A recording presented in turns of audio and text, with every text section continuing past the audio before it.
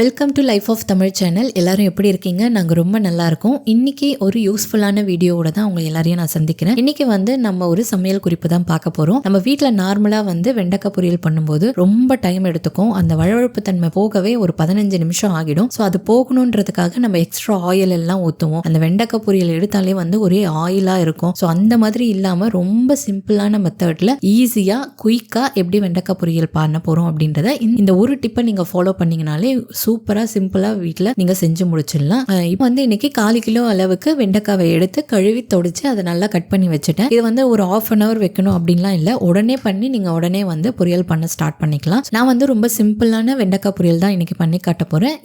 இந்த டிப்பை மட்டும் நீங்க ஃபாலோ பண்றதுக்காக மட்டும்தான் நான் இதை ரொம்ப சிம்பிளா பண்ணி காட்டுறேன். நீங்க வெங்காயம் சேர்க்கணும் அப்படின்னாலும் நீங்க தாராளமா சேர்த்து நீங்க பண்ணலாம். நான் கடுகு, சீரகம், காஞ்ச மிளகாய் போட்டு அது பொரிஞ்சதும் வெண்டைக்காய் நம்ம கட் பண்ணி வச்சிருக்கிறத நான் சேர்த்துக்கிறேன். இப்போ நம்ம ஒரு 5 minutes குக் பண்ண அந்த ஸ்டேஜ்ல நம்ம பார்த்தோம் அப்படின்னா அந்த வழவழப்பு தன்மை கொஞ்சம் கொஞ்சமா வெளியே வர ஆரம்பிக்கும். அந்த டைம்ல நான் எலுமிச்சம்பழம் எடுத்துக்க போறேன். ஸோ இந்த டிப்பை நீங்க ஃபாலோ பண்ணீங்க அப்படின்னா இன்னி 2 நிமிஷத்துல இதுல இருக்கிற அந்த வழவழப்பு தன்மை நீங்கி ரொம்ப சாஃப்டான உதிரியான வெண்டைக்காய் பொரியல் சட்டு விட்டு நம்ம வீட்டுல பண்ணிடலாம். நான் அரை எலுமிச்சம்பழத்துக்கும் கொஞ்சம் கம்மியா நான் எடுத்து அதை பிழிஞ்சு விட்டுக்கிட்டேன். இப்போ நான் இதுல உப்பு எதுவுமே சேர்க்கல. நார்மலா வெறும் வெண்டைக்காய் மட்டும் போட்டுட்டு அதை கொஞ்ச நேரம் ஃப்ரை பண்ணிட்டு அதுக்குள்ளே எலுமிச்சம்பழம் சாறு பிழிஞ்சிருக்கேன். இதை நல்லா எல்லா இடமும் ஸ்ப்ரெட் பண்ணி விடுற மாதிரி நல்லா கலரி விட்டுக்கோங்க. எலுமிச்சம்பழம் சேர்க்கறதுனால புளிப்புத்தன்மை வருமோ அப்படின்லாம் நீங்க நினைக்க வேண்டாம். ஆக்சுவலா நம்ம செய்யறத வெண்டைக்காய் பொரியலை விட இப்போ நீங்க எலுமிச்சம்பழம் சேர்த்து நீங்க செஞ்சீங்க அப்படின்னா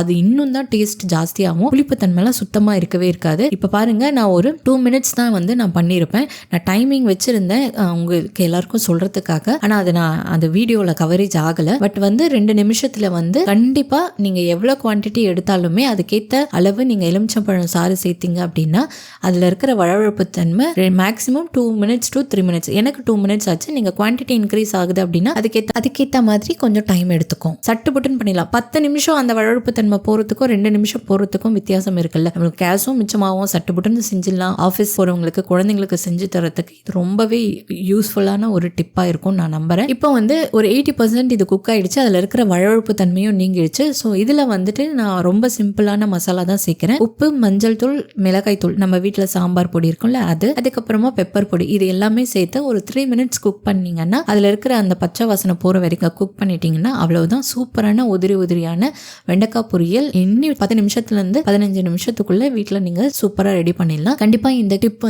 உங்க எல்லாருக்கும் பிடிச்சிருக்கும்னு நான் நம்புறேன். இந்த மாதிரி நிறைய டிப் வேணும் அப்படின்னு நினைச்சீங்கன்னா கண்டிப்பாக மறக்காம சேனலை சப்ஸ்கிரைப் பண்ணிக்கோங்க. தேங்க்யூ ஃபார் வாட்சிங். இன்னொரு புது வீடியோவில் உங்க எல்லாரையும் சந்திக்கிறேன். Until then, bye from Tamil.